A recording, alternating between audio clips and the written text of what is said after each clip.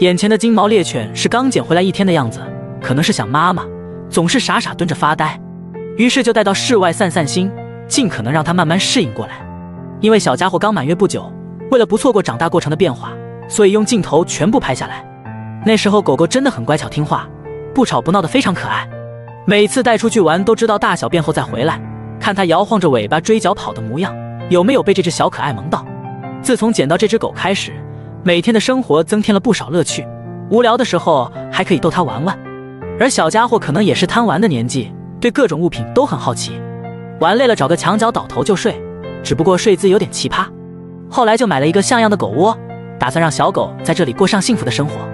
毕竟被遗弃过的孩子真的很可怜，更何况还是一只金毛猎犬。慢慢的它能自己爬上沙发了，当然也是越长大越调皮，一根小小的绳子都能玩上半天。不过拆家的本领可不是开玩笑，好好的鞋子要给你咬烂。这是2个月的样子，已经完全敞开了心扉，开始在主人面前挑衅，说了他几句还不开心，躺在地上就打滚。对于一只这样的小可爱，反正每天不是捣乱就是在拆家的路上。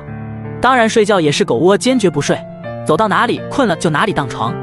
转眼小家伙又长大了不少，唯一没变的就是拆家本领，看到不顺眼的东西说什么也要扒拉几下，牙齿痒的时候咬住裤脚不松口，真的是拿他一点办法都没有。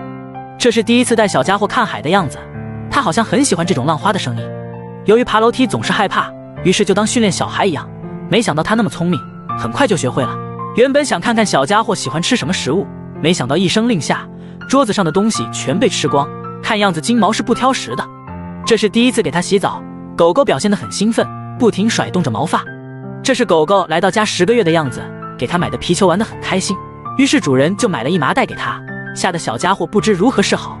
随着时间流逝，小金毛长成了大金毛，每次出去游玩也都会带在身边，就是庞大的体型有些占地方。1年的时光里见证了狗狗的成长，虽然只有短短2分钟，却留下了金毛一生的回忆。狗狗是人类的好朋友，请大家善待身边每一只毛孩子。